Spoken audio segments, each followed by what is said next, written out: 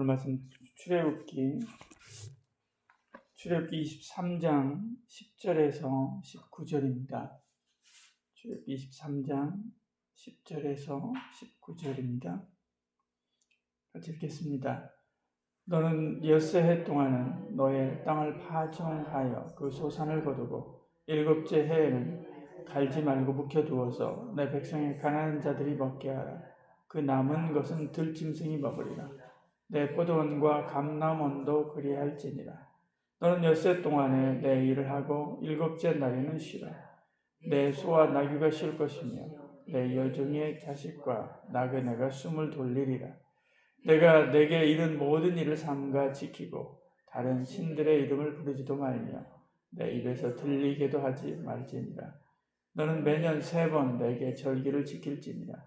너는 무기병의 절기를 지키라. 내가 내게 명령한 대로 아비벌에 정할 때 이래 동안 무기병을 먹을지니 이는 그 달에 내가 애굽에서 나왔습니다. 빈손으로 내 앞에 나오지 말지니라. 맥주절을 지키라. 이는 내가 수고하여 밭에 뿌린 것의 첫 열매를 거둠이니라. 수장제를 지키라. 이는 내가 수고하여 이룬 것을 연말에 밭에서부터 거두어 저장함이니라. 내 모든 남자는 매년 3번씩 주 여호와께 보일지니라. 너는 내 제물의 피를 유기병과 함께 드리지 말며 내 절기의 제물의 기름을 아침까지 남겨두지 말지니라. 내 토지에서 처음 거둔 열매 가장 좋은 것을 가져다가 너의 하나님 여호와의 전에 드릴지니라. 너는 염소 새끼를 그 어미의 젖으로 삼지 말지니라. 아멘. 이스라엘 백성들이 지켜야 될 절기에 대한 말씀입니다. 그들에게 절기는 정체성을 확인하는 것이었죠. 정체성은 소속이 어디냐의 문제입니다.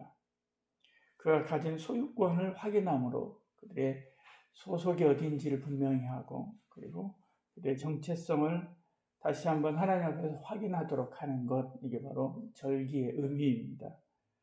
10절, 11절 말씀합니다. 땅의 주인에 대한 이야기입니다.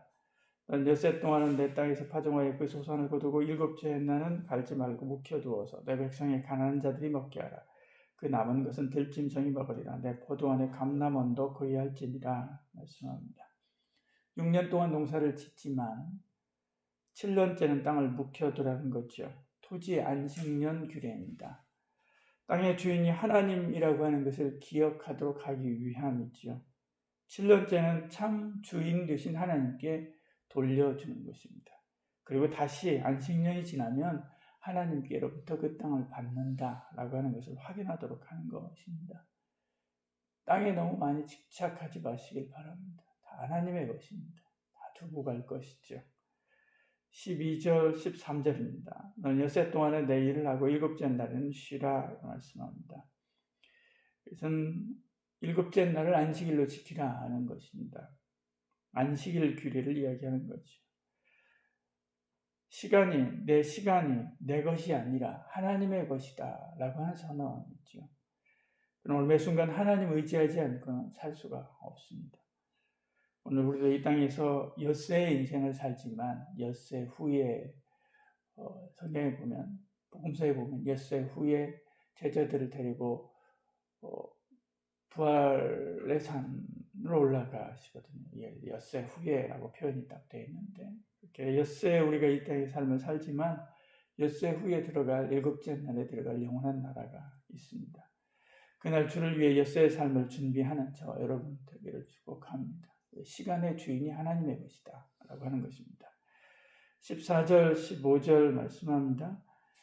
너는 매년에 3번 내 절기를 지킬지니라 말씀하죠. 무기병의 절기를 지키라 쭉 말씀하시면서 제일 마지막에 빈손으로 내게 나오지 말지니라 이렇게 말씀하고 있는 것을 봅니다. 물질의 주인이 하나님이시다라고 하는 것을 선언하죠. 그 고백의 절정이 11조가 그 절정입니다. 11조는 다른 것이 아니라 내 모든 소유의 주인이 하나님이다라고 하는 고백이죠. 그렇게 내 소유의 주인이 하나님이심을 선언할 때 하나님이 내 모든 소유를 책임집니다. 왜냐하면 그것이 다 하나님의 것이기 때문에 주인이신 하나님이 책임지는 것입니다. 물질을 받고 그리고 그 물질을 관리하는 것, 돈을 벌고 관리하는 거 굉장히 중요한 일이죠. 사실은 우리가 가지고 있는 물질의 핵심은 그게 아닙니다. 버는 게 핵심이 아니라 쓰는 게 핵심입니다. 우리도 쓰려고 돈을 벌지 않습니까? 쓸 일이 없으면 그렇게 돈 벌 일 별로 없죠. 쓰려고 하는 건데 결국에 우리는 그 본질인 어떻게 사용하느냐, 어떻게 잘 사용하느냐의 본질에 집중해야만 합니다. 그럴 때 부요한 자, 부자가 아니라 부요한 자가 될 수 있죠. 물질의 주인이 누구냐라고는 확인입니다. 16절부터 19절까지는 반복해서 쭉 여러 가지들을 이야기합니다. 그런데 여기에서는 가장 귀한 것을 드려야 된다라고 하는 이야기죠.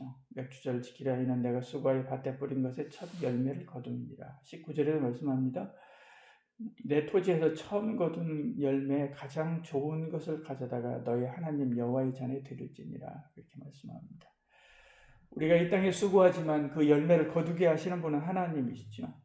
먼저 좋은 것을 드리면 우리가 누리고 있는 모든 것들이 하나님의 은혜다, 하나님 주신 것의 열매다라고 하는 것에 대한 고백이지요. 복의 주인이 하나님이시다라고 하는 것입니다. 하나님의 손이 돕지 않으면 아무것도 거두지 못함을 고백하는 것입니다. 하나님께 은혜를 구하고 하나님께 주신 그 은혜로 살아가는 저와 여러분들을 축복합니다. 우리가 밟고 서 있는 땅, 시간, 물질 그리고 모든 복의 주인이 하나님이십니다. 나의 전부가 사실 하나님이시죠. 하나님이 주인이십니다. 하나님이 아니면 아무것도 누리지 못하지요. 이 사실을 알고 주께 고백하며 주를 위해 살아가는 저와 여러분들을 축복합니다. 기도하겠습니다. 사랑이 많으신 우리 하나님, 넌 내게 보이라 라고 하시는 이 말씀처럼 우리 자체가 하나님의 것입니다. 또한 하나님께서 우리에게 주신 땅도 하나님의 것이고 우리에게 주신 시간도 하나님의 것이고 우리에게 주신 물질도 하나님의 것이고 하나님께서 시마다 때마다 우리의 삶 속에서 이루어진 은혜의 복스러운 여러 가지 일들도 다 하나님이 주시는 것입니다.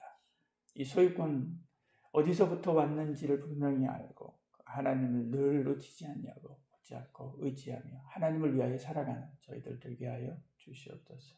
예수님 이름으로 기도합니다. 아멘.